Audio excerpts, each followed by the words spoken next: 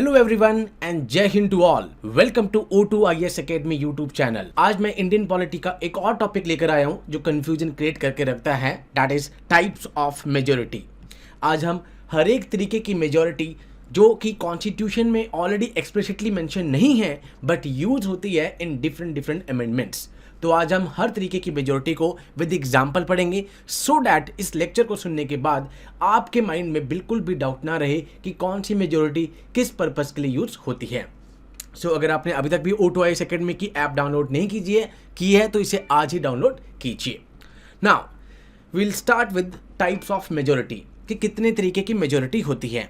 As I said in the initially कि constitution में explicitly यहाँ पर मेजोरिटीज नहीं दे रखी हैं, but when we read in between the articles हमें पता लगता है कि डिफरेंट पर्पस के लिए हमारे पास डिफरेंट टाइप्स की मेजोरिटी यूज होती है। उसमें एक होती है simple majority, second one is the absolute majority, number 3 is the special majority. ये सबसे इंपॉर्टेंट है बिकॉज जो भी हमारे कॉन्स्टिट्यूशनल अमेंडमेंट होता है उसके लिए स्पेशल मेजोरिटी यूज होती है, article number 368। Last one is the effective majority. इन चारों में हम डिफरेंस पढ़ेंगे कि क्या क्या डिफरेंस होता है। मैं आपको इसको एक एग्जांपल के साथ साथ पढ़ाऊंगा सो डैट आपको फिगर्स में कोई भी कंफ्यूजन क्रिएट ना हो। स्पेशल मेजोरिटी फर्दर 4 तरीके की होती है, दैट मीन्स 4 अलग अलग पर्पस के लिए, वो भी हम इसमें डिस्कस करेंगे। Let's start. सबसे पहले हमारे पास आती है एब्सोल्यूट मेजोरिटी। अब एब्सोल्यूट आपको एक नाम से पता लग रहा होगा, जैसे एब्सोल्यूट और रिलेटिव्स हम साइंस में पढ़ते हैं। एब्सोल्यूट मींस जो टोटल स्ट्रेंथ होगी, मान लो कि टोटल स्ट्रेंथ हमारे पास 100 है तो एब्सोल्यूट मेजोरिटी क्या होगी इसकी 51। अब इररिस्पेक्टिव ऑफ एनीथिंग, मान लो कि आज आप कहो कि सर 60 ही मेंबर हाउस में आए हैं, ठीक है, स्टिल एब्सोल्यूट मेजोरिटी क्या होगी, total strength of the house 100 total strength है तो भी 51 ही चाहिए होगा हमारे पास figure. That means total strength का हम 50% लेंगे। It refers to the majority of more than 50% of total membership, not the present and voting, total membership. For example 545 हमारे पास स्ट्रेंथ लोकसभा में है, 245 हमारे पास राज्यसभा में है, तो 545 दैट लकी नंबर। हर यहाँ पर सेंट्रल गवर्नमेंट में जब भी पार्टी कोई भी पार्टी जो होती है, बेटा बीजेपी, कांग्रेस और any other party, national party, यहाँ पर सरकार बनाने के लिए ये लकी फिगर 273 ही चाहिए होता है, उसके बाद ही आपकी सरकार बन सकती है। Cases where it is used in the normal business of parliament और the state legislature, this majority is not generally used but it is used for the formation of government. अगर ये बनेगी तो हमारे पास क्या आएगा, FM, फुल मैंडेट। अगर 273 नहीं आती है तो भी FM आता है, that is called fractured mandate. Absolute means total membership of the house. Okay, अब हम आते हैं इफेक्टिव। इफेक्टिव नाम से पता लग रहा है कि इफेक्टिवली जो भी टोटल स्ट्रेंथ थी, मान लो हमारे पास माइनस वैकेंसी, क्या वैकेंसी क्रिएट हुई है। जनरली वैकेंसी को हम यहां पर DDR बोल देते हैं, डेथ के कारण हो गया है, डिस्क्वालीफाई हो गया है, रिजाइन हो गया है। मान लो कि कुछ वैकेंसी क्रिएट हो जाती है, हमारे पास टोटल मेंबर थे हम 100 ही लेते हैं जो हमने लास्ट एग्जांपल लिया, माइनस करके मान लो आज हमारे पास 20 जो है वो हमारे पास वैकेंसी क्रिएट हो गई है, तो अब कितना रह गया हाउस में, 80 रह गया। नाउ 80 का जो 50% होगा, 50% ऑफ द 80 दैट इज 41। अब यहां पर इफेक्टिव मेजोरिटी क्या होगी, 41। It means 50% of the effective strength of the house. Effective means when the Indian constitution mention all the then members, this refers to the effective majority. Then मतलब जो अभी वहां पर हैं, clear? That is called effective one.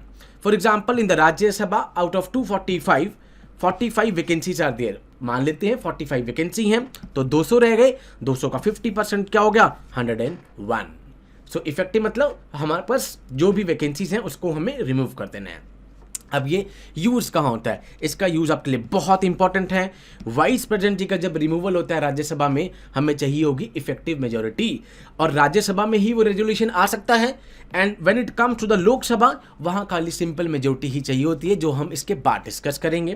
Plus removal of speaker and deputy speaker, article 94 clause C, जब speaker और deputy speaker का removal होता है, या डिप्टी चेयरमैन का कह सकते हैं हम, बिकॉज चेयरमैन तो वाइस प्रेसिडेंट यहीं पर हो गए, उस टाइम पर हमें इफेक्टिव मेजोरिटी का यूज यहां पर करना होता है।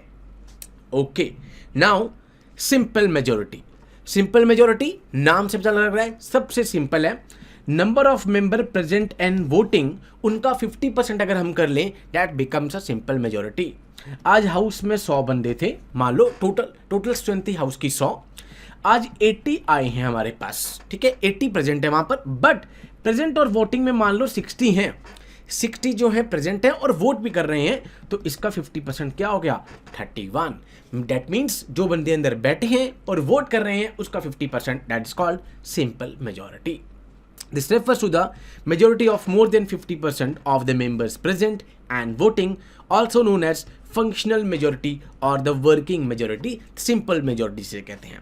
To understand, एक इसमें केस ले लेते हैं कि मान लो 545 स्ट्रेंथ थी, 45 आज एब्सेंट हो गए, यहाँ पर 100 एब्सटेन हो गए, वोटिंग ही नहीं करी, बचे कितने, 400 का 50% क्या हो गया, 201।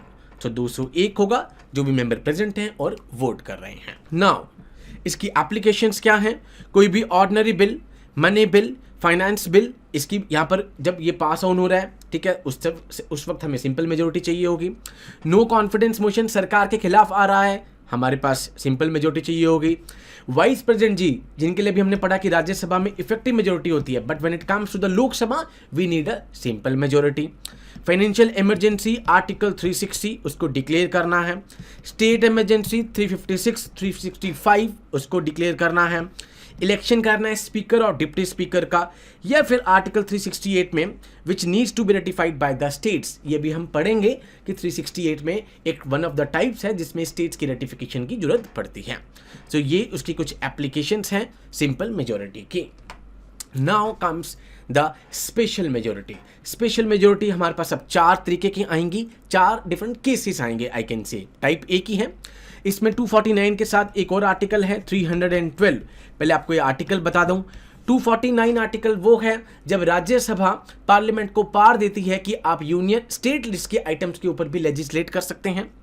आर्टिकल 312 है जब आपको new all India service create करनी है। At present we have IAS, IPS and Indian forest service. मान लो चौथी सर्विस क्रिएट करनी है तो 312 में यहां पर स्पेशल पावर दी जाएगी। तो इस टाइम पे जो मेजोरिटी यूज होती है that is called a special majority. That means 2/3 of the members present and voting. भाई जो भी मेंबरशिप होगी, मान लो 99 है, मैं 99 इजी के लिए रख रहा हूं आपके लिए, तो 2/3 ऑफ द 99 33 यहां पर हो गया, दैट मीन्स 66। ये मेजोरिटी चाहिए होगी तभी आप यहां पर पार्लियामेंट को 249 या फिर 312 में पार को दे सकते हैं।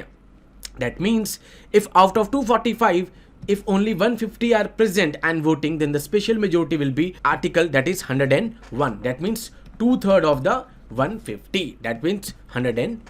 101 चाहिए होगा।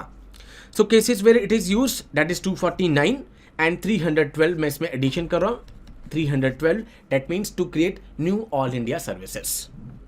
Okay. Now second is article 368, the most important article of the Indian Constitution.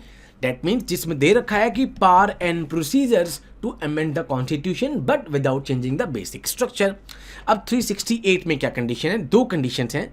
Number 1 condition, 2/3 of the member present and voting plus absolute majority, that becomes article 368, that is a special majority. Condition क्या है? जो ये 2/3 वाली condition है ये इस absolute majority से ज्यादा होनी चाहिए। एग्जाम्पल लेते हैं, लोकसभा में 545 मेंबर्स हैं। अब इसकी एब्सोल्यूट मेजोरिटी तो हमें पता ही है कि भाई 273 होनी चाहिए because total strength of the house चाहिए हमें, and plus 2/3 of the member present and voting. मान लेते हैं कि आज 545 में से 540 हैं जो प्रेजेंट हैं और वोट कर रहे हैं। अब अगर ऐसे हम 2/3 लें इसका तो ये ऑलमोस्ट हमारे पास 350 ऑलमोस्ट 300 हो गया।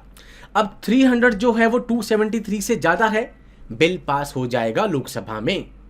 मान लेते हैं कि आज 545 में से यहां पर 300 ही हैं जो प्रेजेंट हैं और वोट कर रहे हैं, तो अब 2/3 300 का कितना होगा हमारे पास?